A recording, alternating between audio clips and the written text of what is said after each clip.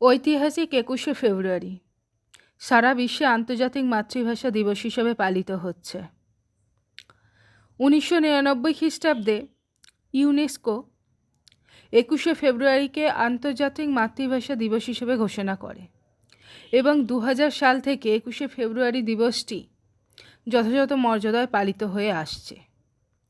এরপর ২০১০ সালের পর থেকে রাষ্ট্রসংঘ ২১শে ফেব্রুয়ারিকে আন্তর্জাতিক মাতৃভাষা দিবস হিসেবে পালন করে আসছে। তবে ইউনেস্কো ১৯৯৯ সালে দিনটিকে আন্তর্জাতিক মাতৃভাষা দিবস হিসেবে ঘোষণা করার আগে পর্যন্ত বাংলাদেশে এই দিনটিকে শহীদ দিবস হিসেবে পালন করা হতো।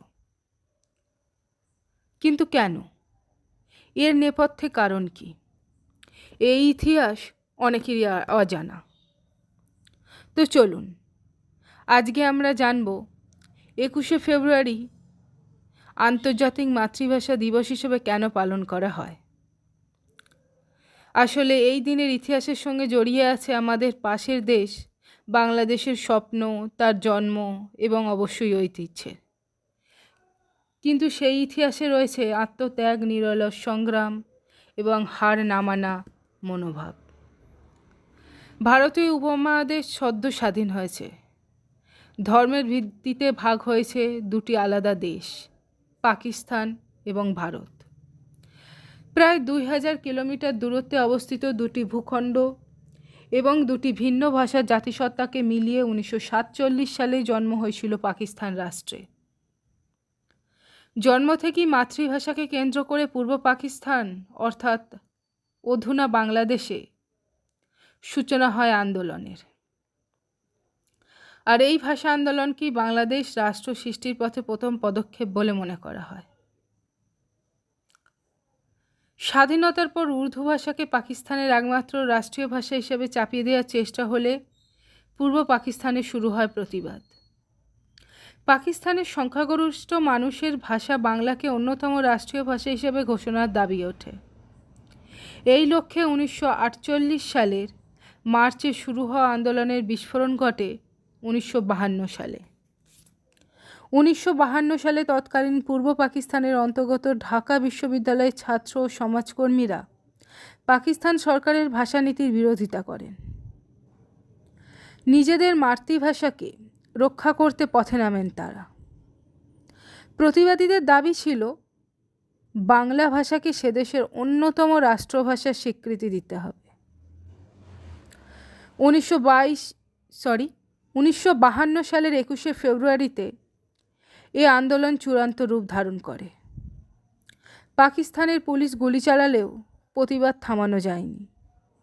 শেষ পর্যন্ত সরকারকে বাংলা ভাষাকে রাষ্ট্রীয় ভাষার মর্যাদা দিতে বাধ্য হতে হয়। ২০ ফেব্রুয়ারি সন্ধ্যায় মুসলিম লীগ সরকারের প্রধানমন্ত্রী নুরুল আমিন ঢাকায় ১৪৪ ধারা জারি করেন। ঢাকা বিশ্ববিদ্যালয়ের পুরনো কলাভবন, বর্তমানে ঢাকা মেডিকেল কলেজ হাসপাতাল, আমগাছতলায় সমবেত হয়ে ছাত্রছাত্রীরা ১৪৪ ধারা ভঙ্গ করে রাজপথে বেরিয়ে আসেন।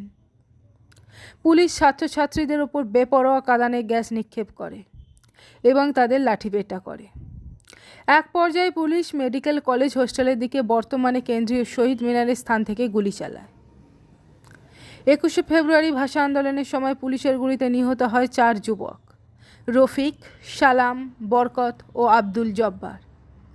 এই ভাষা শহীদদের স্মরণে ওই দিনটিকে আন্তর্জাতিক মাতৃভাষা দিবস হিসেবে পালনের সিদ্ধান্ত নেওয়া হয়।